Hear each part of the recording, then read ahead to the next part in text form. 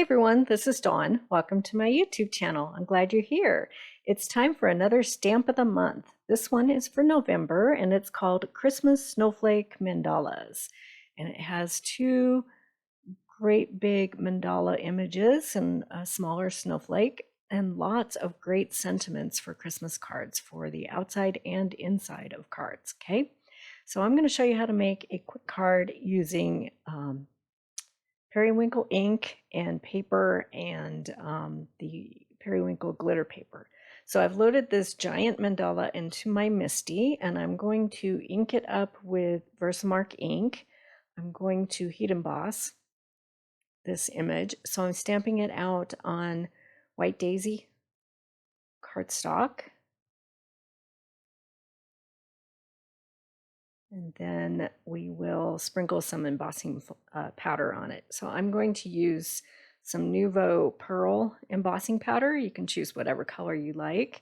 I chose a lighter color, and this one has some sparkles in it because I'm going to ink over my image. Okay, so we'll get out the heat tool and melt that embossing powder. Such a pretty image. I think this will be my new favorite stamp of the month, so you'll see it often this month. Okay, so I'm going to use my Close My Heart blending brush, and I'm just going to softly blend some periwinkle ink on this image, and you'll see it take life and form here. So I'm just going very lightly around the edges because I want it to be more intense in the center and then fade out. So just enough to bring that image out. Okay,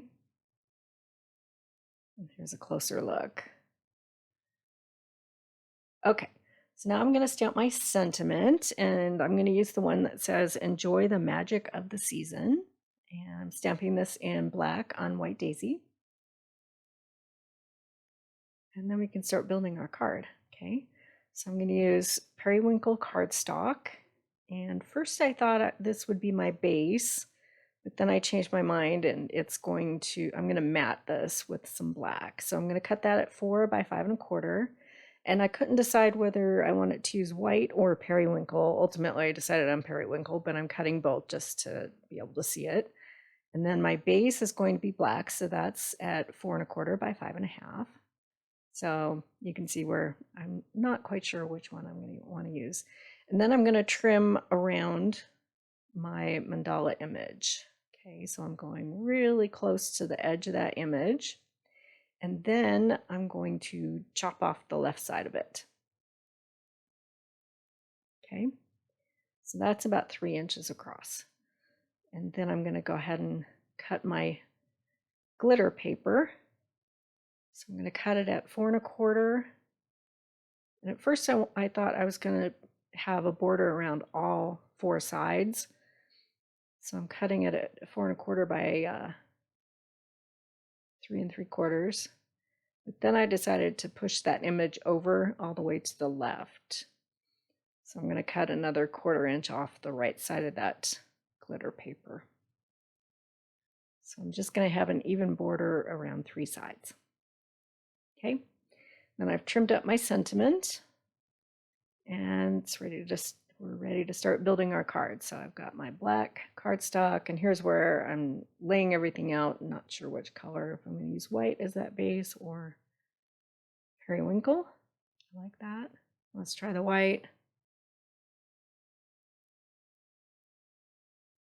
Nope, like the periwinkle. Okay, so we'll start layering everything in. I'm just going to put it all down with tape runner. Going to keep the profile low so these will be easy to mail. Add in that periwinkle, add in that glitter paper, and then my heat embossed image on top of that. And then my sentiment, I'm going to dovetail each end.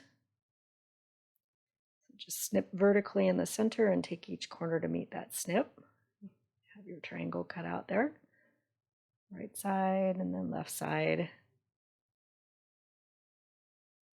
And then I'm going to take a Stardust gel pen and doodle a border around this banner image. Just a subtle little touch of sparkle around that image. So you can get this stamp of the month for $5 with any $50 purchase during the month of November, or for free with a $50 purchase if you're a VIP. Okay, we'll go ahead and add that to our card front. And then to finish up, I'm going to add some clear sparkles.